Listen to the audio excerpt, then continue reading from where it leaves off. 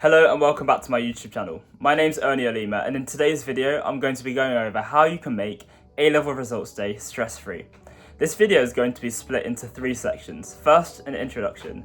Second, how to make an accurate plan, including preparation for clearing. And the last section will be final advice. Firstly, you should make sure that you know when A-level results day is. In 2026, it's going to take place on the 13th of August, which is a Thursday. UCAS Hub usually opens at 8 AM to tell you if you got into your firm or insurance place. Make sure that you're able to log into UCAS in advance. Make sure that your email and password are set, and ensure that your email that you have is not your school email because you might lose access to this email address after August. Work out how your A-level results will get to you directly. For some people, they'll need to go into school. For others, there'll be an online portal. This information should have been communicated to you by your school, but if it hasn't, check the school website. And if you still can't find the information, perhaps email somebody at school to find out how you will receive your exact A-level results. Next, we're going to move on to how to make an effective plan to reduce stress on the day. What I suggest is opening up a Word document, and at the top, just writing your firm choice. So firm, I'm going to say Uni of Nottingham, and the subject that I'll be studying is economics. And the grades I need for that are going to be, let's say, A star, AA. Let's just say including an A in maths. This is just an example. And then I'll put under here insurance. So that's going to be Uni of York. To do economics with geography. And then the grades for this are going to be AAB. So I can clearly see my firm and insurance choice at the top of the page and the grades that I need to enter that. Next, go and insert a table on the Word document. I recommend 2 columns and then about 6 or 7 rows. At the top, just write grade. And then here we're going to write outcome. So firstly, we're going to try and capture all of the possible grades that I could get. So here I'm going to say A star, A, or more. It's important that you include all possible grades you could get because you might do a lot better than you've expected. So starting with A star, A, or more. The outcome of this, for example, could be take a gap year because you want to apply to Cambridge to do economics.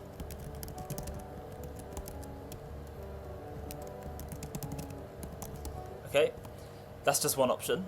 Okay, now let's say I got A star, A. If I got that, that means I've met my offer for Nottingham, accept, and relax. So we're just going to keep going down, going through all the potential options. Let's say I got less than A star, A, or no A in maths. I might either take a gap year. If I got AAB, I'll just accept insurance option. This is just an example. And then let's say you got less than AAB. This means that you need to go into clearing.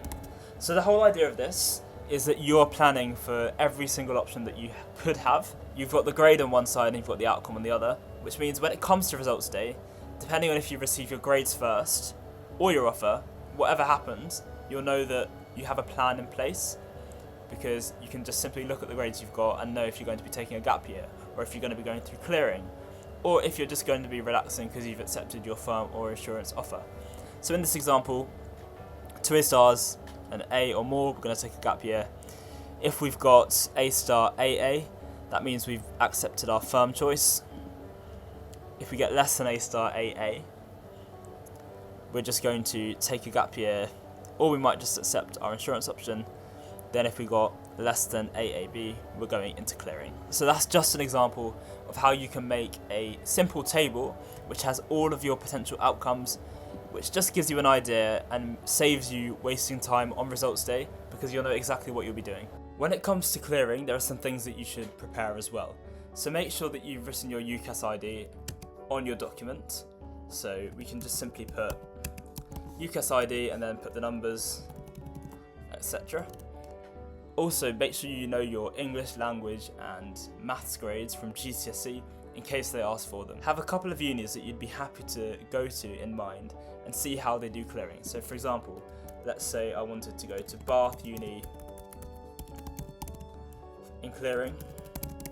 So I just put telephone number and have a couple of options here. But an important thing to know is that clearing usually opens a couple of weeks or a week before results day. This means that you can start to browse options that are available, but on results day more may apply.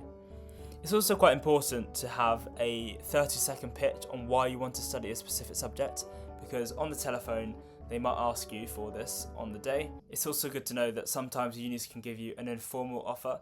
So despite the fact that on UCAS itself it will say that you can only have one clearing space, other unis may have been able to give you informal offers over the phone. Try and get as many offers as you can for the courses that you want, and start doing the research before. Use the UCAS clearing tool, but also check individual university websites because they have their own information.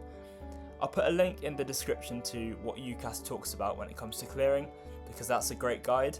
But in general, make sure that you do look at the options, because you want to be ready on results day when it comes around if you do have to go through the clearing route. Now, just a quick note, there are some other outcome options that I haven't included on this side, so you could potentially call your university to see if you can defer an offer, or maybe try and go for some other qualifications such as an apprenticeship or a degree apprenticeship.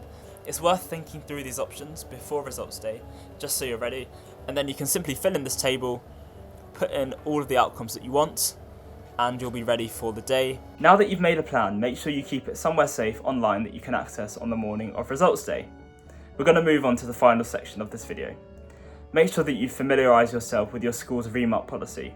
Is there a form that you'll need to fill in, and how much would it cost?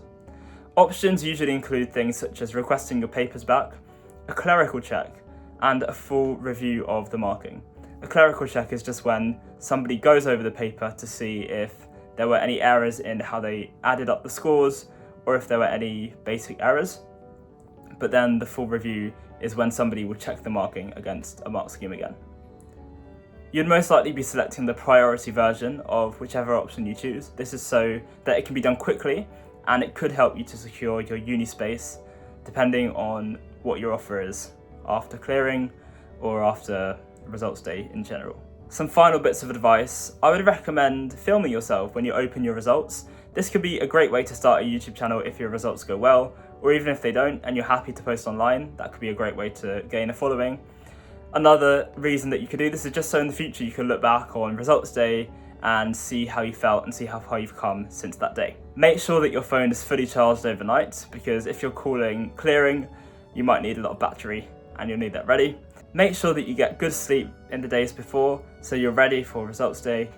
Look after yourself, make sure you get some sunlight, fresh air, exercise and eat well. And finally, remember, if results don't go to plan, don't panic, stay calm and look at all the options you have. In the UK, we're quite fortunate to have very many options for people, including taking gap years, going through clearing, and there are so many ways that you can make sure that a rejection from university can be turned into redirection. If you think I've left something out in this video, please do say in the comment section. I'll put some links in the description of this video if I need to add anything else. Thank you for watching. Please like and subscribe if you found it useful, and make sure that you can get that plan ready for results day so you can feel super prepared and have an enjoyable day.